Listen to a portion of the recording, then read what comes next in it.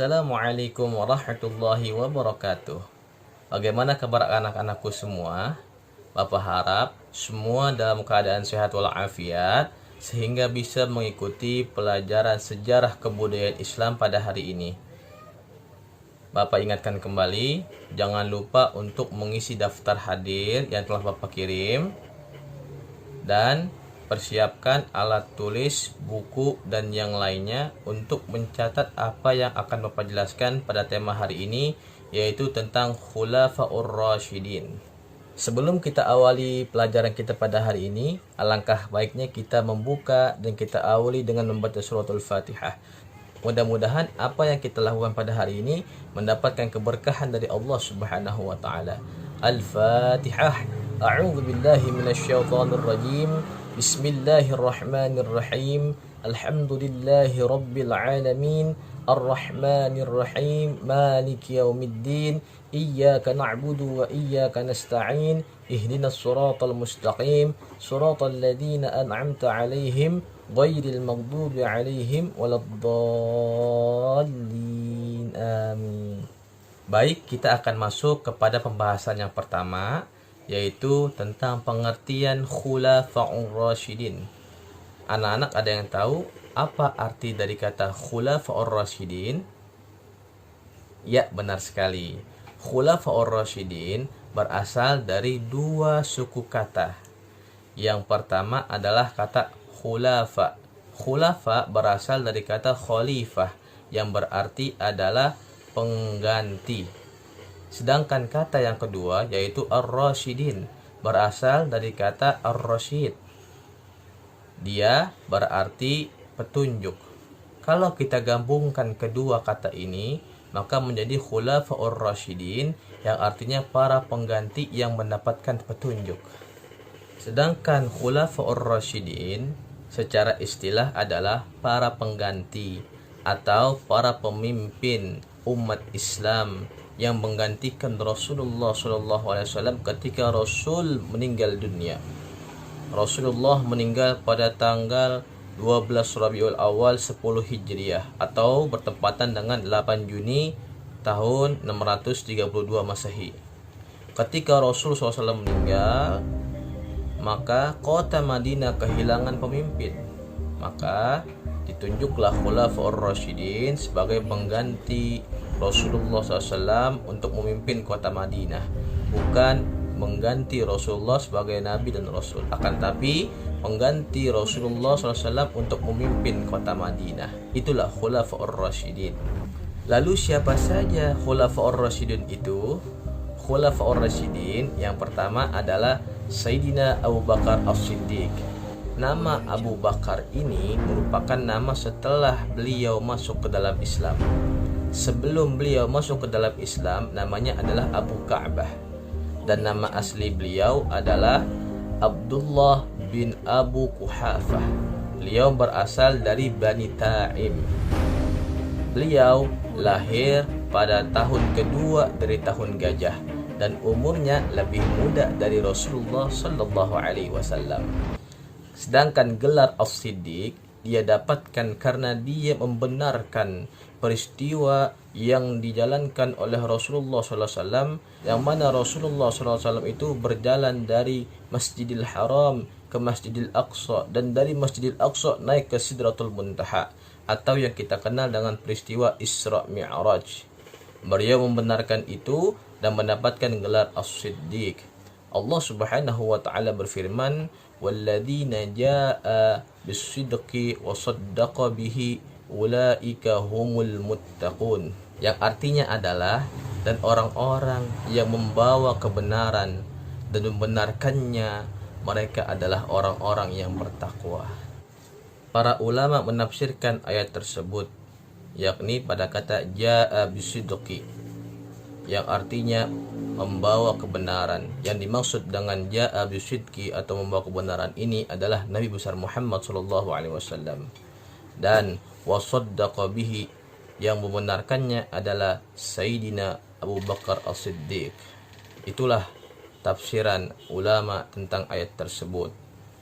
Kemudian gelar As-Siddiq ini diberikan kepada Abu Bakar As-Siddiq karena dia adalah laki-laki yang pertama kali membenarkan dan beriman kepada Rasulullah sallallahu alaihi wasallam. Lalu bagaimana Sayyidina Abu Bakar As-Siddiq ini bisa diangkat menjadi seorang khulafaur rasyidin?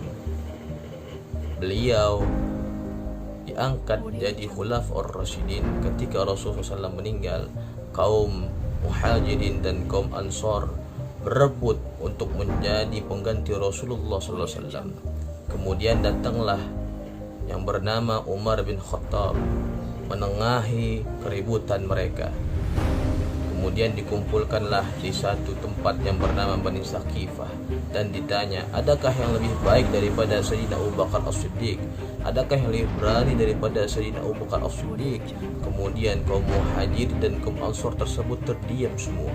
Maka Sayyidina Abu Bakar As-Siddiq menggantikan Rasulullah SAW menjadi pemimpin di kota Madinah berdasarkan pemilihan dari kaum Muhajirin dan kaum Ansar di Bani Saqifah. Setelah Sayyidina Abu Bakar As-Siddiq terpilih menjadi Khulafaur Rasyidin, menjadi pengganti Rasulullah SAW sebagai pemimpin di kota Madinah, beliau memimpin selama 2 tahun 3 bulan 10 hari. Selama masa kepemimpinan beliau memerangi seluruh nabi palsu. Di antaranya adalah Musailamah Al-Kazzab, Sulaiha bin Khuwailid Al-Asadi, dan kemudian beliau juga mengkodifikasi Al-Quran. Ketika perang Yamamah, sebanyak 70 hufaz meninggal dunia, dan beliau khawatir kalau Al-Quran ini akan musnah, maka dibuatlah kodifikasi Al-Quran sehingga Al-Quran tetap terjaga sampai hari ini. Kemudian yang terakhir, beliau melakukan perluasan wilayah. Itulah jasa daripada Khulafaur Rasyidin Sayyidina Abu Bakar As-Siddiq selama 2 tahun 3 bulan 10 hari. Kemudian Sayyidina Abu Bakar As-Siddiq ini meninggal dunia di usia 63 tahun. Beliau meninggal dunia dalam keadaan sakit. Kemudian beliau menunjuk kepemimpinan untuk diteruskan oleh Sayyidina Umar bin Khattab radhiyallahu ta'ala anhu. Sayyidina Umar bin Khattab merupakan khalifah yang kedua sebagai pengganti Rasulullah SAW untuk memimpin kota Madinah. Sayyidina Umar bin Khattab ini pada awalnya beliau ingin membunuh Rasulullah SAW. Ketika beliau berjalan dan pergi hendak membunuh Rasulullah SAW, beliau mendapatkan kabar bahwasanya adiknya yang bernama Fatimah telah masuk ke dalam Islam. Ketika itu beliau tidak jadi mengunjungi atau mencari Rasulullah SAW untuk membunuhnya, akan tetapi beliau malah kembali pulang ke rumahnya. Ketika beliau hendak masuk ke rumahnya, beliau mendengar adiknya sedang membaca ayat Al-Quran yang sangat merdu. Kemudian Sayyidina Umar bin Khattab marah dan ingin meminta lembaran yang sedang dibaca oleh adiknya. Akan tetapi adiknya Fatimah tidak memberikan lembaran tersebut karena Umar belum membersihkan dirinya. Setelah Umar membersihkan dirinya, maka diberikanlah lembaran bacaan tersebut dan dibaca oleh Sayyidina Umar yang bacaannya merupakan surat Taha. Lalu bergetarlah hati Umar dan beliau lebih memilih untuk masuk ke dalam Islam. Itulah sejarah Sayyidina Umar masuk ke dalam Islam. Ketika Sayyidina Umar bin Khattab menjadi seorang pemimpin umat Islam di kota Madinah atau sebagai Khulafaur Rasyidin pengganti Sayyidina Abu Bakar As-Siddiq, beliau memimpin selama 10 tahun 6 bulan 8 hari. Selama kepemimpinan beliau, Sayyidina Umar bin Khattab meneruskan perjuangan dan misi daripada Sayyidina Abu Bakar As-Siddiq, yakni melakukan perluasan wilayah-wilayah Islam. Kemudian beliau juga mengatur keuangan pemerintahan dengan membentuk Baitul Mal. Dan yang terakhir, beliau juga menetapkan atau membuat yang namanya kalender Islam atau kalender Hijriyah. Itulah masa kepemimpinan Khulafaur Rasyidin yang kedua, yakni Sayyidina Umar bin Khattab. Setelah beliau menjalani kepemimpinannya selama 10 tahun Sayyidina Umar bin Khattab meninggal dunia dalam usia 63 tahun. Beliau wafat dalam keadaan syahid terbunuh. Namun sebelum Sayyidina Umar bin Khattab meninggal dunia, beliau membentuk Dewan Syura untuk memilih dan menggantikan kepemimpinan daripada Sayyidina Umar bin Khattab. Di antaranya yang dipilih orang-orang tersebut adalah Sayyidina Utsman bin Affan, Sayyidina Ali bin Abi Thalib, Talha bin Ubaidillah, Zubair bin Awam, Sa'ad bin Abi Waqqas, dan terakhir ada Abdurrahman bin Auf. Ketika semua mereka itu dikumpulkan, maka ditunjuklah beberapa orang sampai mengerucut kepada nama Sayyidina Utsman bin Affan. Sayyidina Utsman bin Affan menjadi khalifah yang ketiga, pemimpin umat Islam di kota Madinah. Beliau memimpin selama 12 tahun lamanya. Selama 12 tahun beliau menjabat sebagai khalifah. Ada prestasi yang diraih oleh Sayyidina Utsman bin Affan. Di antaranya yang pertama yaitu membuat kodifikasi Al-Quran, sehingga kita kenal pada zaman ini adalah Mushaf Utsmani.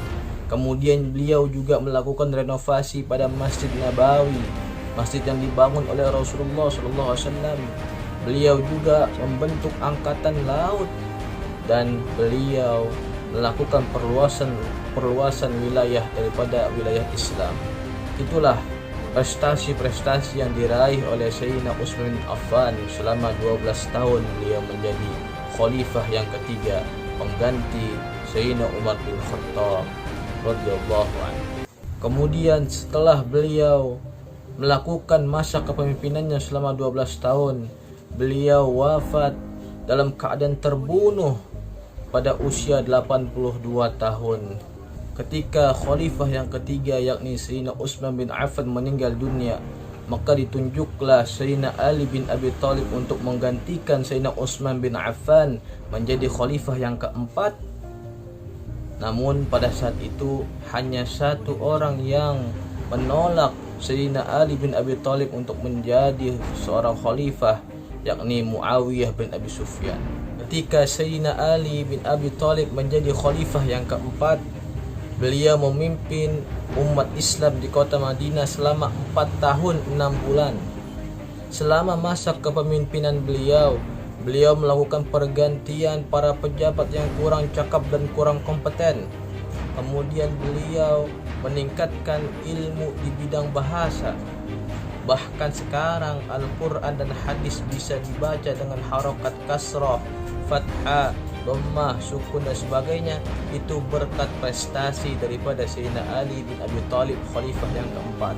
Dan terakhir beliau juga melakukan pembangunan di berbagai kota, khususnya di kota Kufah. Itulah prestasi-prestasi yang dilakukan oleh khalifah yang keempat, yakni Sayyidina Ali bin Abi Thalib. Dan beliau meninggal dunia dalam keadaan syahid terbunuh pada usia 63 tahun. Mudah-mudahan apa yang kita pelajari hari ini adik-adik bisa pahami semuanya dan bisa menambah wawasan keilmuan kita tentang sejarah Khulafaur Rasyidin dan bisa menambahkan keimanan dan kecintaan kita kepada para sahabat Rasulullah SAW. Mari kita tutup dengan doa kafaratul majlis. Subhanakallahumma wa bihamdika asyhadu an la ilaha illa anta astaghfiruka wa atubu ilaik. Assalamualaikum warahmatullahi wabarakatuh.